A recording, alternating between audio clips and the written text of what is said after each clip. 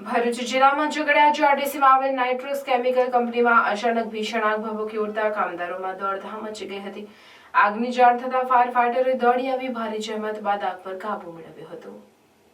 ઝઘડિયા જીઆઈડીસીમાં અનેક નાની મોટી કંપનીઓ આવેલ છે, જેમાં અનેક વખત આગ લાગવાની ઘટનાઓ બનતી રહે છે। ત્યારે આજે સવારે પણ ઝઘડિયા જીઆઈડીસીમાં આવેલી નાઇટ્રેક્સ કેમિકલ કંપનીમાં કોઈ કારણોસર આગ લાગતા જ અંદર કામ કરી રહેલા કામદારોમાં દોડધામ મચી ગઈ હતી। આગનું મેજર કોલ જાહેર થતાં જ ઝઘડિયા જીઆઈડીસીના માર્ગ ફાયર બ્રિગેડના સાયરનોથી ગુંજી ઉઠ્યો હતો। આસપાસના ફાયર બ્રિગેડના લશ્કરોએ દોડી આવી પાણીનો મારો ચલાવી આગ પર કાબુ મેળવવાના પ્રયાસો હાથ ધર્યા હતા અને ભારે જહેમત બાદ આગ પર કાબુ મેળવ્યો હતો। આગ એટલી વિકરાળ હતી કે પ્લાન્ટમાંથી કાળા ડિબાંગ ધુમાડા દૂરથી નજરે પડી રહ્યા હતા।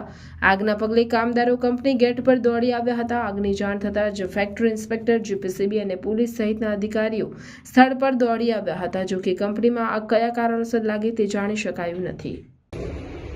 આજ રોજ 10 વાગે અંદાજે નાઇટ્રેક્સ કંપનીમાં આગ લાગી હતી।